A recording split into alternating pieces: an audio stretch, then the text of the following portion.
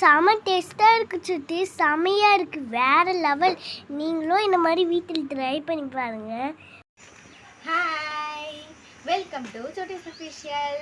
இன்றைக்கி நம்ம என்ன வீடியோ பார்க்க போகிறோன்னா, இன்றைக்கி எங்கள் அம்மா வந்து உருளைக்கிழங்கு பொரியல் பண்ணியிருக்காங்க. வாங்க அது எப்படி இருக்குன்னு டேஸ்ட் பண்ணி பார்க்கலாம்.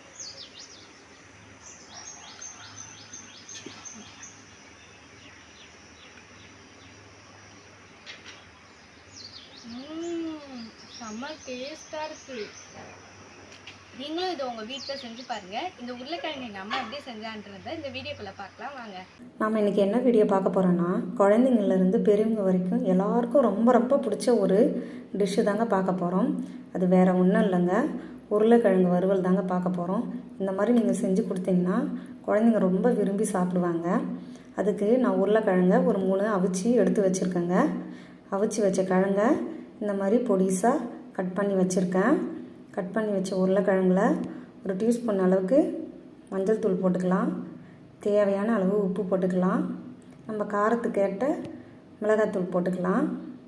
கொஞ்சோண்டு பார்த்திங்கன்னா கருவேப்பிலை இருந்தால் போடுங்க, இல்லைன்னா விட்டுடலாம். அதுக்கப்புறம் பெருங்காயத்தூள், எல்லாத்துலேயும் பெருங்காயத்தூள் போடுறது அவ்வளோ நல்லதுங்க. பெருங்காயத்தூள் கொஞ்சோண்டு போட்டுக்கலாம். அதுக்கப்புறம் நல்லா வாசனையாக இருக்கும். அதுக்காக பார்த்திங்கன்னா நான் ஒரு 4 பல் பூண்டு நசுக்கி அதில் போட்டிருக்குங்க. இதெல்லாம் ரெடி பண்ணி நம்ம என்ன பண்ணிடலாம், முன்னாடியே வச்சிடலாம். நம்ம இந்த மாதிரி முன்னாடியே ரெடி பண்ணி வச்சிட்டோம்னா தாளிக்கிறதுக்கு நமக்கு கொஞ்சம் ஈஸியாக இருக்கும், வேலையும் கொஞ்சம் சுலபமாக முடியும். நம்ம வானலில் தேவையான அளவு எண்ணெய் போட்டுக்கலாம்.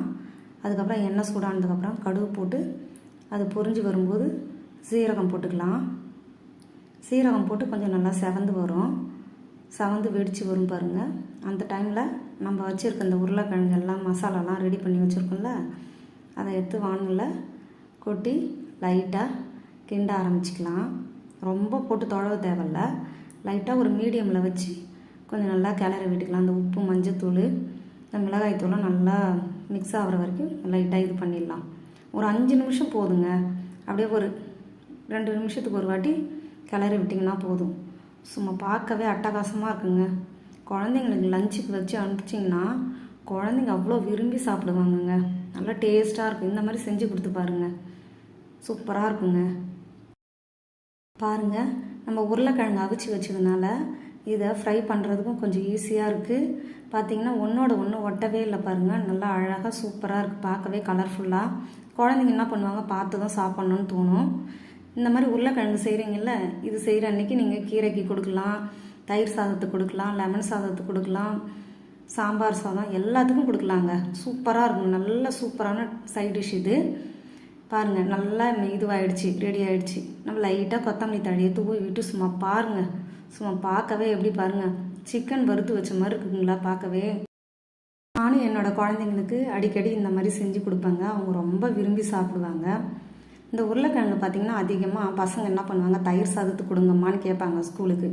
நானும் தயிர் சாதத்துக்கு கொடுப்பேன், சூப்பராக இருக்குன்னு சொல்லுவாங்க. இந்த வீடியோ பிடிச்சிருந்ததுன்னா எங்கள் சுட்டிஸ் அஃபிஷியல் சேனலுக்கு லைக் பண்ணுங்கள், ஷேர் பண்ணுங்கள், சப்ஸ்கிரைப் பண்ணுங்கள், கமெண்ட் பண்ணுங்கள். பாய், அடுத்த வீடியோவில் பார்க்கலாம்.